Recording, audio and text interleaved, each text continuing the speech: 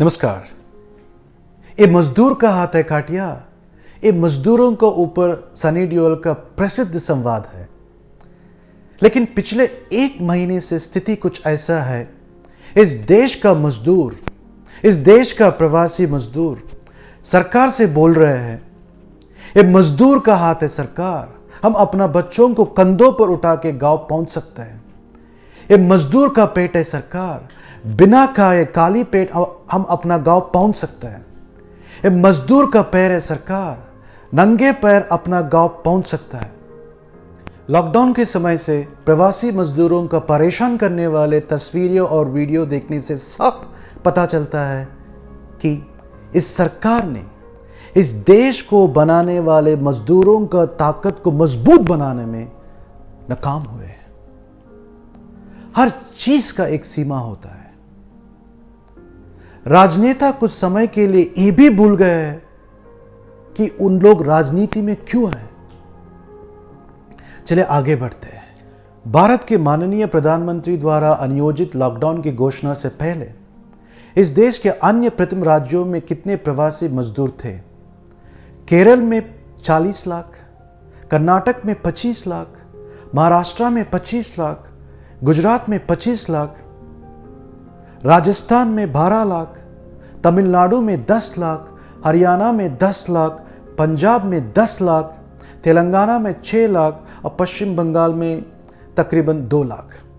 मैं यूपी, बिहार, झारखंड और मध्य प्रदेश राज्यों का नाम इसलिए नहीं लिया क्योंकि इसी राज्यों से लोग पलायन करते हैं। एक तरफ राजनीतिक लड़ाई चल रहा है और दूसरी तरफ हमारे मजदूर सड़कों और रेल की पटरियों पर मर रहे हैं। लॉकडाउन के बाद कितने मजदूर मर चुके हैं किसी को भी पता नहीं होगा। लेकिन पिक्चर अभी भी बहुत बाकी है मेरे दोस्तों।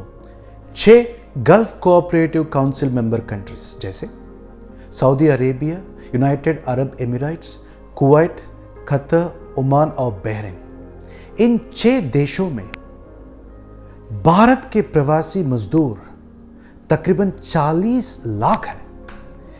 ये सभी मजदूर अपने गांव भारत को वापस आने के लिए तड़प रहे हैं। इनमें से ज्यादातर केरल, यूपी, तेलंगाना और तमिलनाडु के हैं।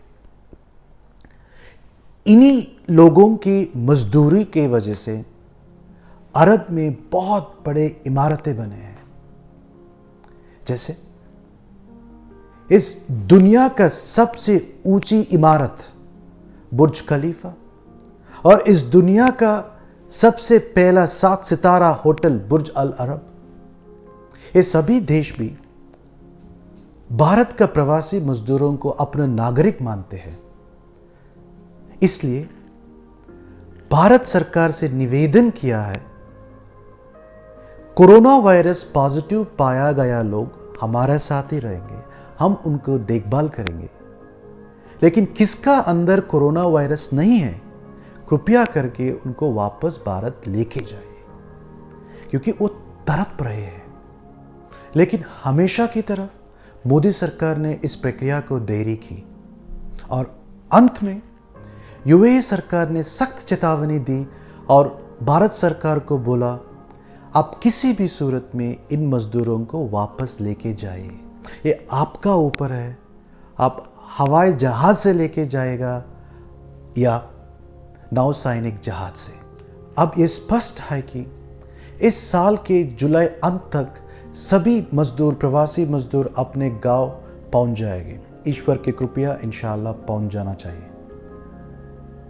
सभी मजदूर भाइयों और बहनों से मेरा एक ही विनती है, जब तक कोरोना वायरस का वैक्सीन बाहर नहीं आता है तब तक आप अपने गांव, अपने प्रदेश में रहिए। प्रवासी कार्मिक के रूप में आप लोग क्या काम कर रहे थे, वही काम अपने गांव, अपने प्रदेश में करिए। शर्म महसूस करने का कोई जरूरत नहीं है,